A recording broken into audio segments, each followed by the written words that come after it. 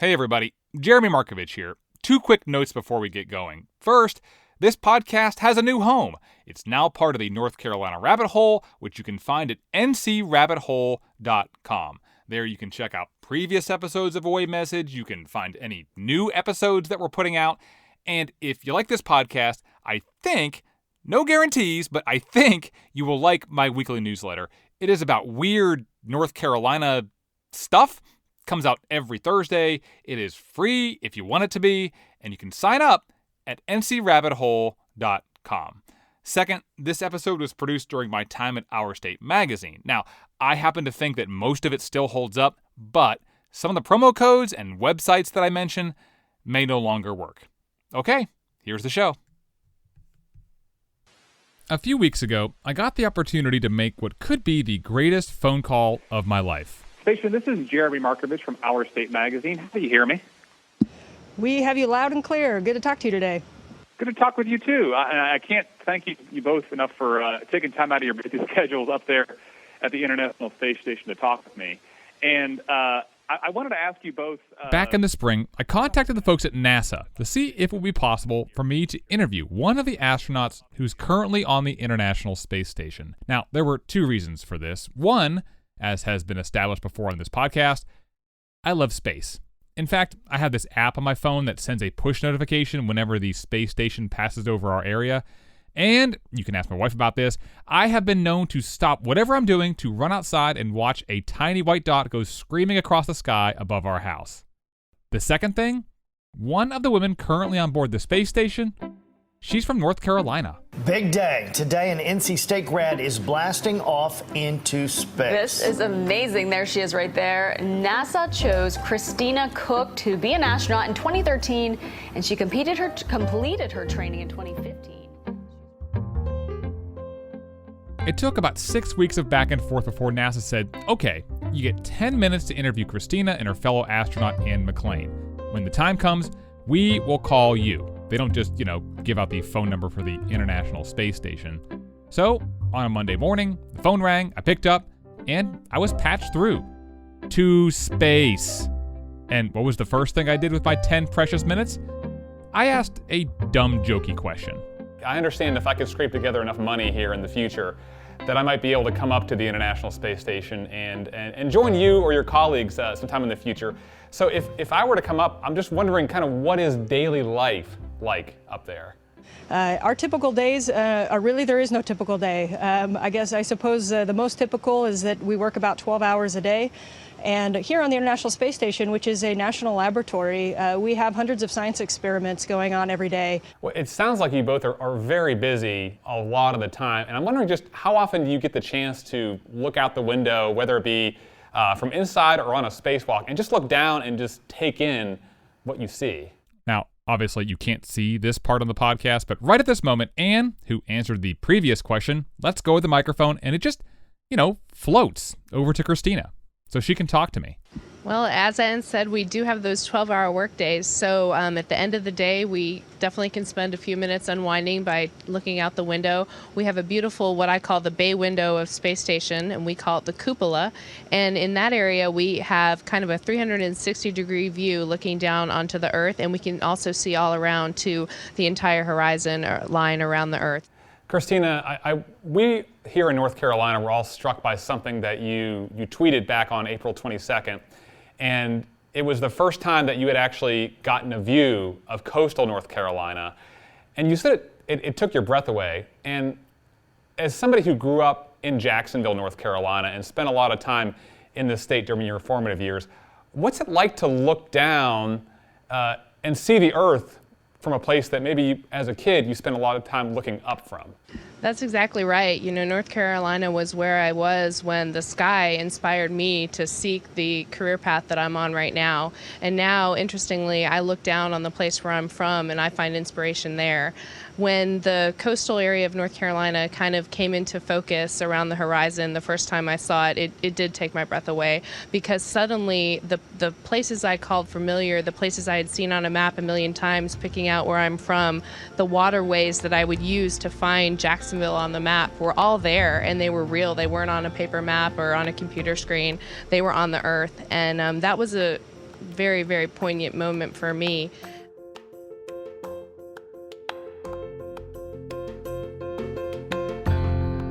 One of the things that I wanted to express about that in particular with coastal North Carolina is the ocean is one of the first things that I look to for inspiration, because in addition to the night sky and the beauty of the universe, the ocean is another thing that makes us feel small and ponder our place in the universe and kind of ignites that spirit of wonder and exploration.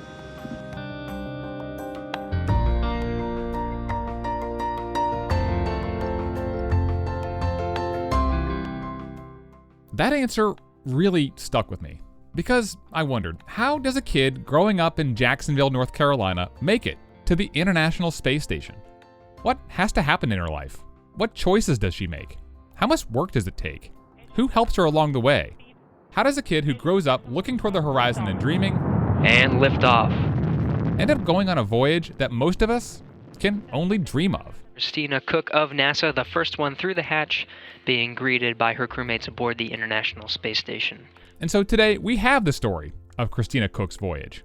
One that started on the coast, but took her to one of the state's most interesting places. A school that showed that a dream that seems impossible wasn't so impossible after all.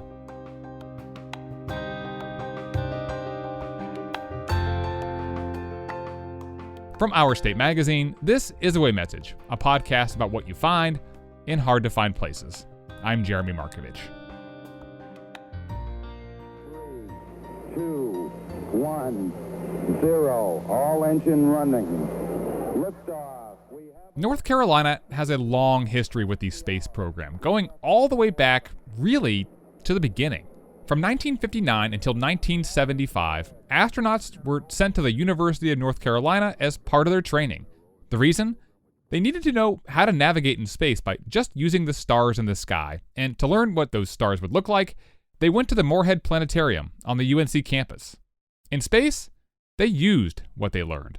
We interrupt our regular program so that ABC News can bring you in color this special report on the Gemini 9 mission. On Gemini 9, an electrical outage meant that astronaut Gordon Cooper had to use these stars to navigate during re-entry. The Gemini 9 capsule safely parachuted to splashdown. Same thing on Apollo 12 after a lightning strike during the launch. I got you hit by lightning. And on Apollo 13, you know that Apollo 13. Okay, Houston, we've had a problem here. That training was just one of many things that got the astronauts home safe after an explosion in space. So, that's one thing.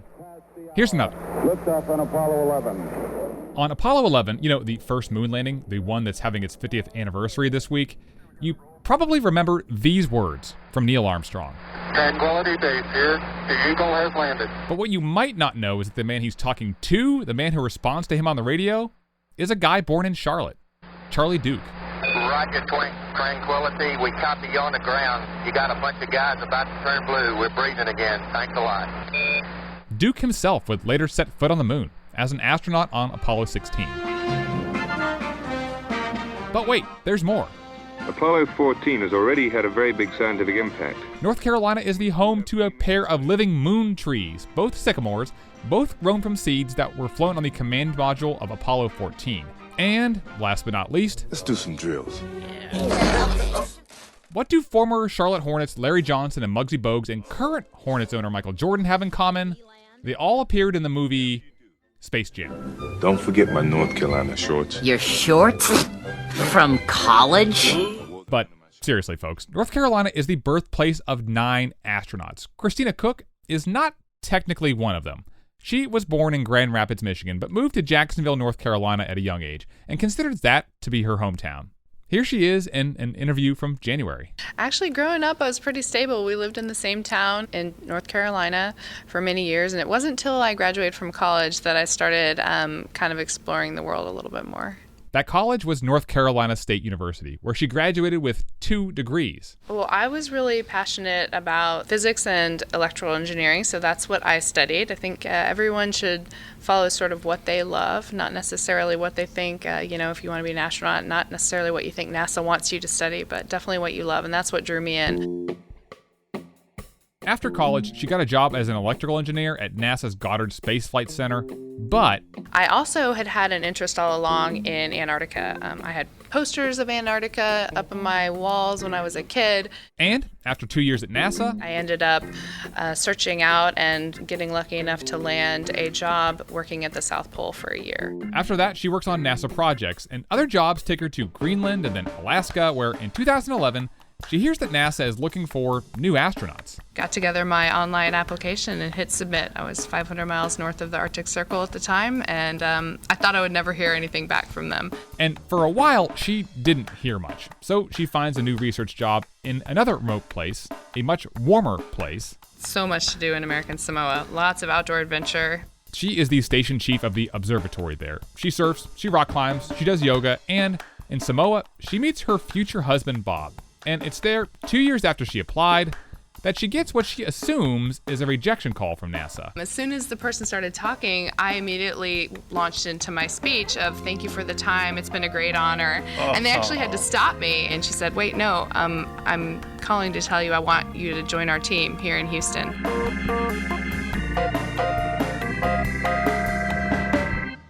It was really a fortunate situation. You know, most people mid-career, mid-30s, don't have the opportunity to suddenly take a U-turn and start to have to learn a completely new career field. Christina learns to fly a supersonic jet. She learns wilderness and survival training. She learns a new language. I absolutely love speaking Russian. I seek it out at any opportunity. And in March of this year, this is the last chance for the crew to talk with everyone before they head out to the launch pad. Christina travels to a launch facility in the former Russian Republic of Kazakhstan, answers a few softball questions from reporters. So are you planning on doing any handstands in space? It might be the easiest handstand I've ever done. Then, the moment arrives. Engines effect someone thrust, leaps off. And liftoff. We have liftoff of Nick Hague, Christina Koch, and Alexei Ovchinin, now on their way to the International Space Station. 6 hours later, and Soyuz hatch is open. She is the first one through the hatch. The International Space Station, 254 statute miles over Bulgaria. She floats in, smiles, hugs the other members of the crew, but otherwise, she's calm and collected. And her family and friends? Well, just imagine how you'd be if you just saw someone you care about arrive safely in space. Hey Tina, it's Diavion. You know, we've been on so many adventures together, and I just want to thank you for giving me the opportunity to be on this adventure with you. And I'm going to miss you more than anything in the world, and I will be waiting for you when you get back. And I love you so much. I love you too, Diavion, and even though you're not here with me in person, you are in my heart, and I can't wait to see you again one day.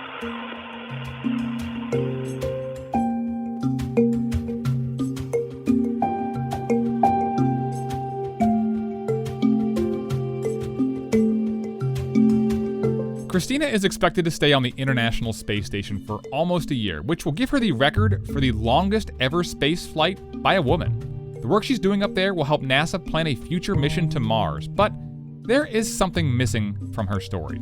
A 2-year span of time that put her on the launching pad to an amazing life. That part of the story when we come back.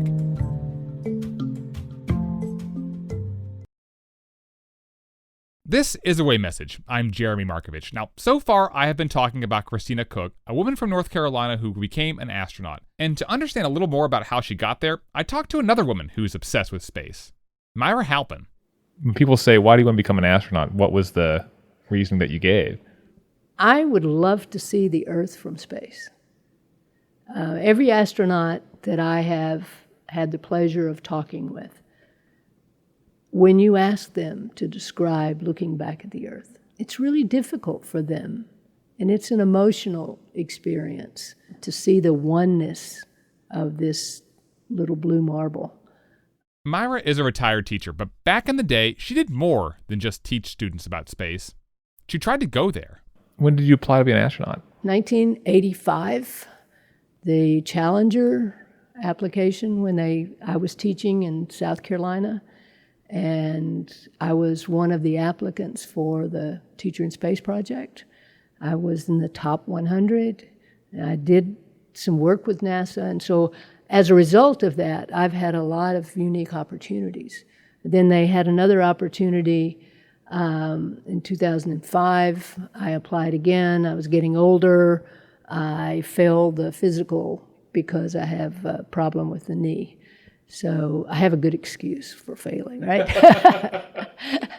But I have always had this, I thought, how cool would it be to be able to teach science from space?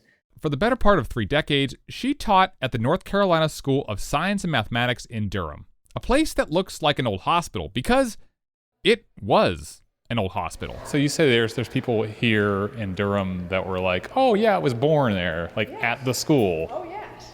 It's often. In 1980, state leaders turned this abandoned hospital into a school. This feels like a college campus, except for everybody here is still in high school. Well, most of the courses are college level. All of the faculty have master's or PhD.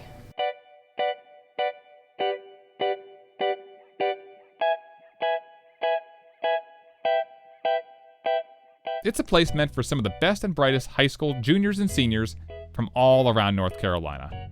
Tuition, room, and board, they're all free. So there's no class system in terms of economic background, and it's sort of a level playing field here. How hard is it to become a student here? Well, it depends on where you live. Science and math was established initially because so many of the small rural schools couldn't offer advanced math and science classes. So the students that are in smaller rural areas, the competition to get in is a little different than if you live in Raleigh or Durham or Chapel or Charlotte. There's a lot of, it's population driven, so you have a lot more competition. And that's the reason, I'm really proud of the fact that science and math tries to get a good demographics of the state. So we get students from all over the state. And back in the 1990s, one of those small town students here was a high school junior from Jacksonville named Christina Koch, who today is Christina Koch.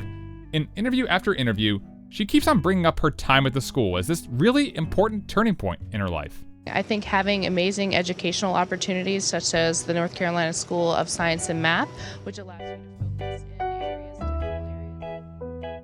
I wanted to understand why this school was so important to Christina, so I got in touch with Myra Halpin, and she gave me a tour.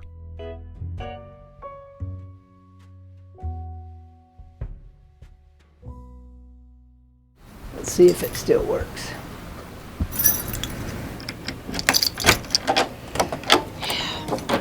So we can sneak in here. Oh, nice. We walk into a chemistry lab. So there's just all kinds of equipment and, beakers and... Yeah, and 3D printers. Someone just donated a scanning microscope. So this is another chemistry lab. You notice in my tour, I bring you to chemistry. Yeah. Well, you got to talk about what you know. That's right. Yeah, 28 years here. Down in the library, there are these little glass meeting spaces where students work out tough problems. You can also check out dry erase markers and write on the glass and then erase the glass. And so you'll come in and you'll see chemistry equations, you'll see math equations, a lot of calculus stuff. In the classrooms, there are bigger tables instead of individual desks. There are no rows. Everybody works in groups. That puts the focus on collaboration, not competition. We don't have a valedictorian. We don't rank students. We move on to the dorms. So the students know right away who on hall is, they used to call them chemistry gods or math gods. So if they had trouble with homework, they would know who on the hall they could go to for help. There are broadcast studios. Anybody home? Where teachers can teach students remotely. And we have 3 studios like this one. There's a recording space. Our music program is awesome. A gymnasium. We have every major sport except for football. And there are projects and experiments going on everywhere. I love, by the way, that there's just like tomato plants just hanging out in the hall, just kind of doing their thing. Right, yeah. Well, anytime you have sun, you have to take advantage, right? Yeah. And in one spot, there's this display case. So here is a little bit of our space-related stuff. Oh, yeah. I worked with a group of students. We have flown experiments on a sounding rocket. You can see this over here. Myra points toward a tangle of tubes. That is a 1,000 scale of the canal in your ear. Oh, wow, yeah. Yeah. Students wanted to study why astronauts get motion sickness, so they created this model of the part of the ear that's responsible for balance. And then it flew on a big jet that simulates weightlessness by making these roller coaster type movements in the air. That jet has a name. The Vomit Comet. So you went on the Vomit Comet. Right. When we first did this, the students were not allowed to fly unless they were 21. So I had to fly. Isn't that horrible? Darn. Oh, darn, right. NASA projects are all extracurricular here, and many of them have practical uses. Astronauts on space station identify things that would make their life better.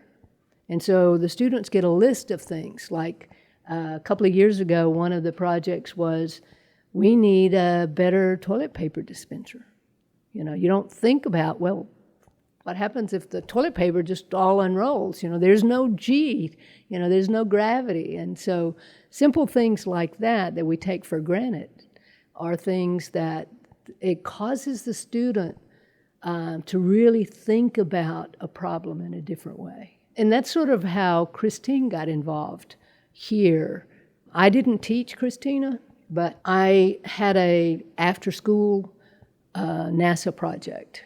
And that year when she was here, it was a mission to Mars. And so there was a problem about the problems of traveling to Mars. And so students worked in small groups to come up with some solution. When you look at who Christina is and maybe her personality or just kind of what she's become as a person, like, do you see some School of Science and Math traits in her that you can kind of pick up on that you've maybe seen a lot of your students? Two things. The principal one is she knows how to solve problems. And I think she came to science and math with already an enthusiasm for learning and for space. But here she had an opportunity to hone her skills a bit on how to be a better problem solver, how to be a good team player. The other thing that I think is just that natural curiosity.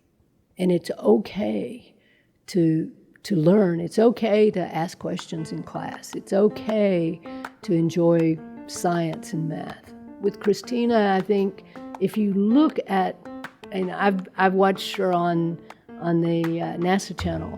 Just under 3.5 hours into today's spacewalk, which is scheduled to last 6.5 hours.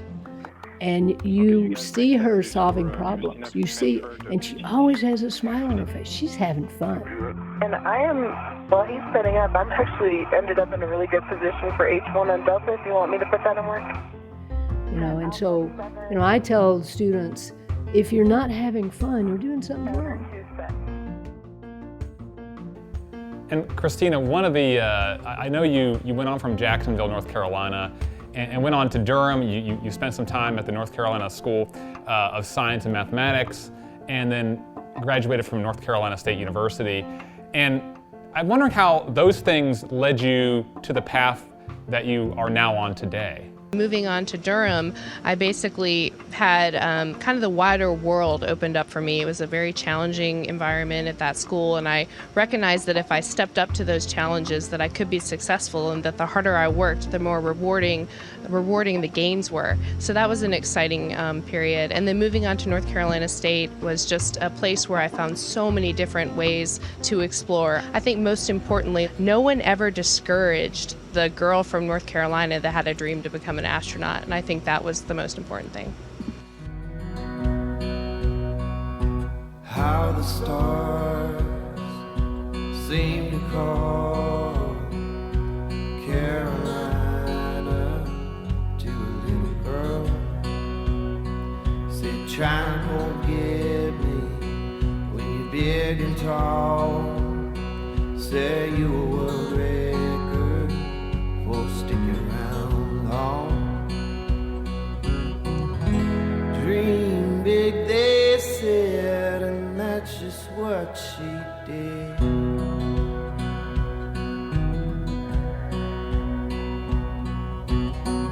Not even one giant leap, but time. Singing, just enjoy the ride and see how far you've come. Roving dreams come true as you're looking from above.